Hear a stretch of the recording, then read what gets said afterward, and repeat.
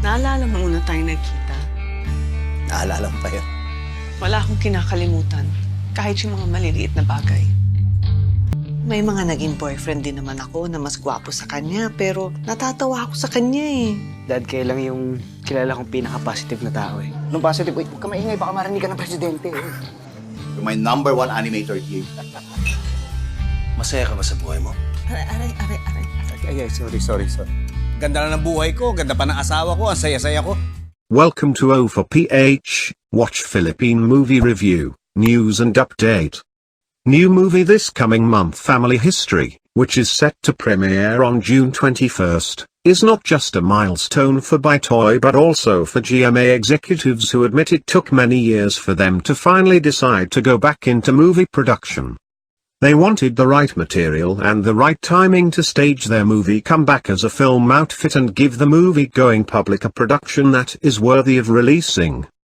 Please subscribe in our YouTube channel and follow and like us on Facebook #OphirPh. Visit www.ophirph.com for more movie review.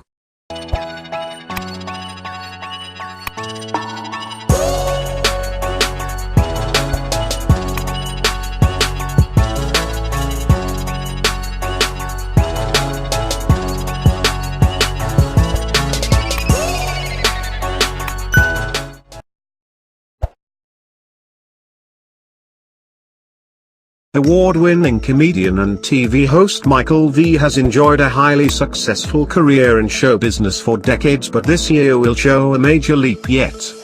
For as this article piques its readers' curiosity, GMA Network's one and only Kapuso comedy genius is hard at work at his first ever project as movie director. Besides directing the comedy flick, Bitoy is also the movie's writer and lead actor, rendering the word challenge an understatement. Nevertheless, the actor is more excited than anything for such an opportunity, adding, "As with the past contracts and projects I've done with GMA, everything is going as planned, and we're very happy to partner with GMA, especially since they've taken care of Bitoy, of all of us, from the very start. Our relationship with them goes a long way." According to Bitoy, Family History is more than just a comedy but a heartwarming movie which celebrates the value of life, family and marriage.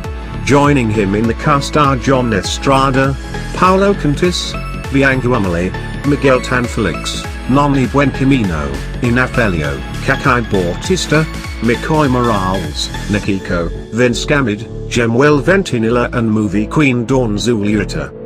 Moreover, GMA primetime king Ding Dong Dantes and multi-awarded comedian and TV host Eugene Domingo agreed to do cameos just for Bitoy and their home network.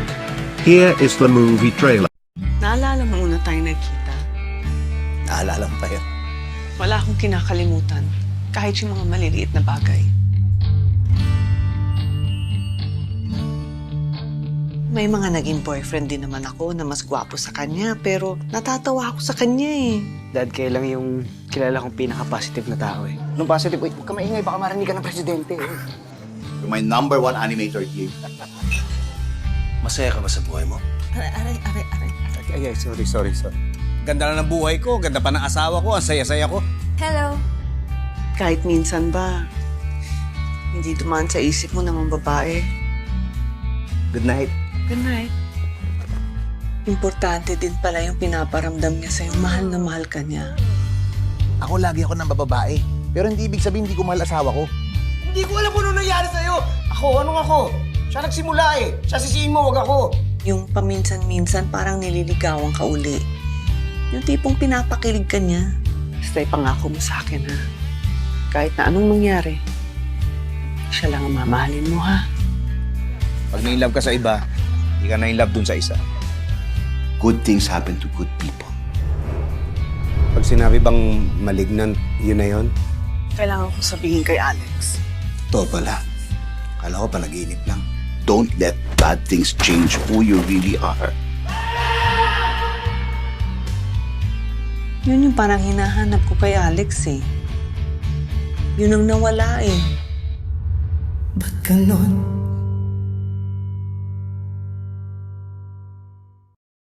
What can you say about the movie trailer?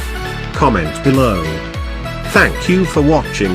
Please subscribe in our YouTube channel and follow and like us on Facebook #OphirPh. For more movie review visit www.OphirPh.com. Don't forget to click the notification bell.